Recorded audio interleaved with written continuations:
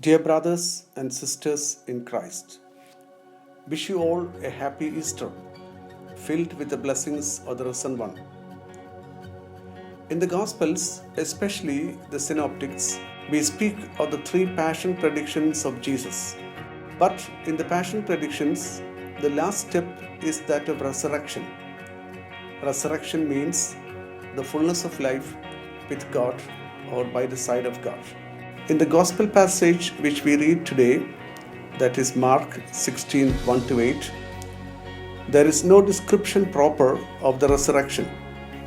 Three women are given the Paschal proclamation, and the pericope tells of the reaction of these three women.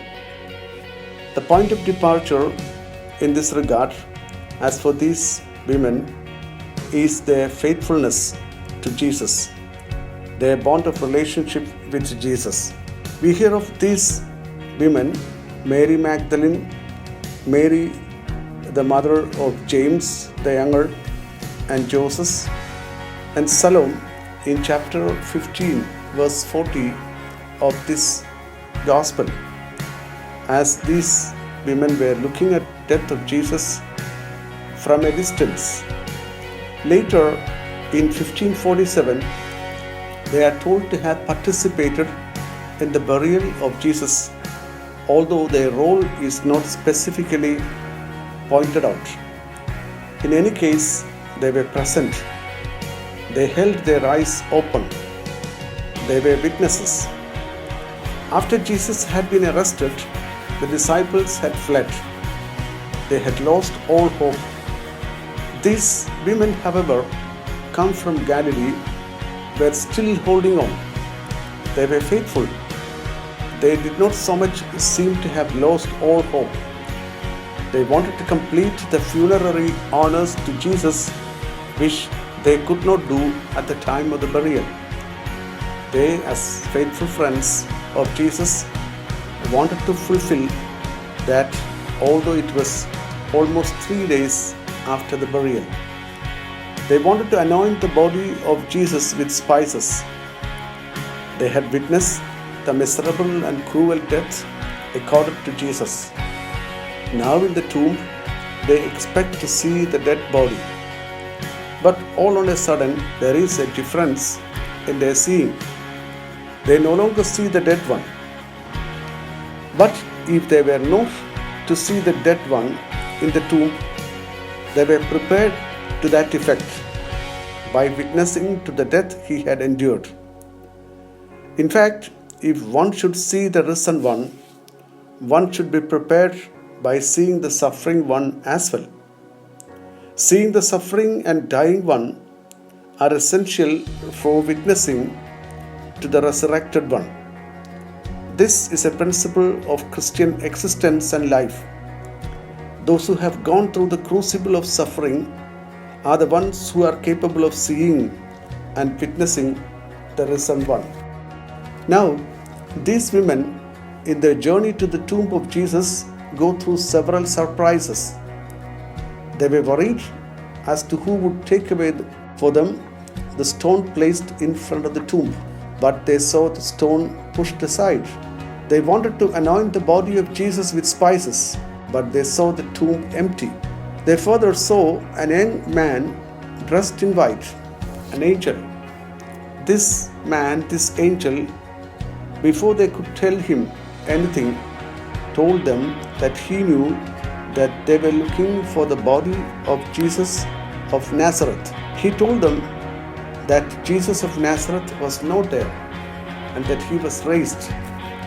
Therefore they heard the Paschal proclamation, God has raised him.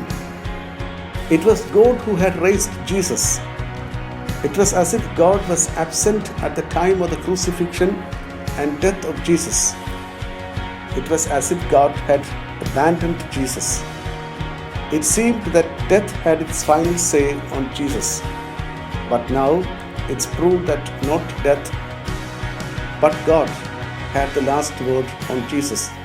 The love of God, the overflowing love of God, had the last word on Jesus.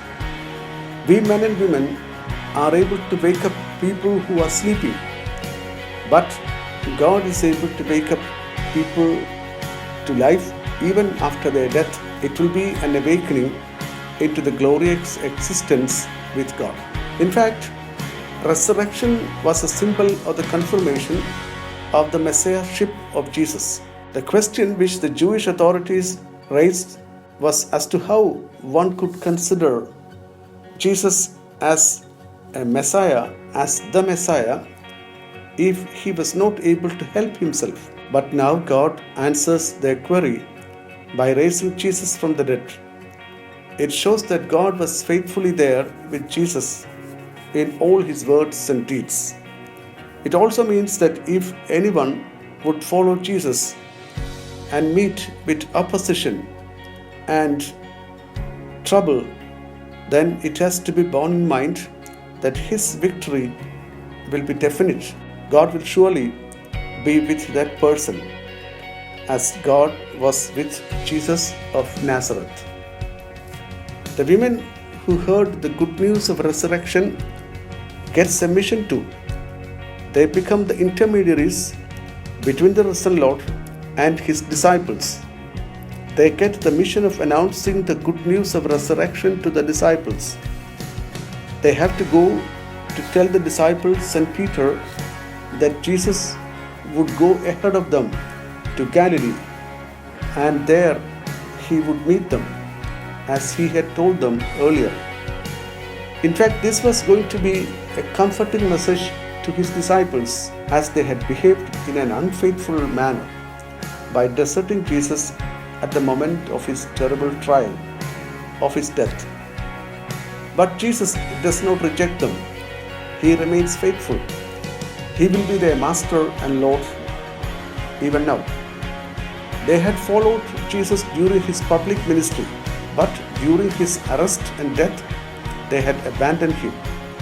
But after the resurrection, he is calling them to be his disciples again.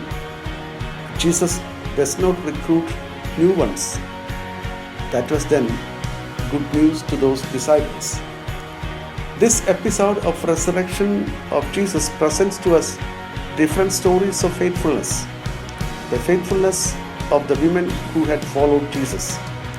The faithfulness of God the Father by raising Jesus from the dead.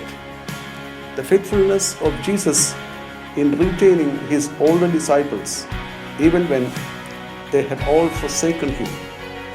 Hence, these stories constitute a call to faithfulness to each of the followers of Christ. Now, the last words of today's pericope stands as a problem. Although the women were told to go and communicate the message of Jesus' resurrection to the disciples, this last verse tells something contrary. It reads thus: "The women went out and fled from the tomb, for terror and amazement had seized them, and they said nothing to anyone, for they were afraid." Verse 8 of chapter 16. This verse tells us something very serious. The good news of resurrection is not a story which is superfluous. It does not present any kind of light or peripheral joy. It's a profound and fear-inspiring joy. It creates fear and trembling. To digest the story of resurrection, one needs deep and strong faith. Indeed, faith is something which is not acquired all on a sudden. It makes slow and steady steps before it gets matured. Once it has reached a mature form, faith will conquer the whole of one's existence, and that will make one totally faithful. Let's be praying that the risen Lord give us all these gifts. Amen.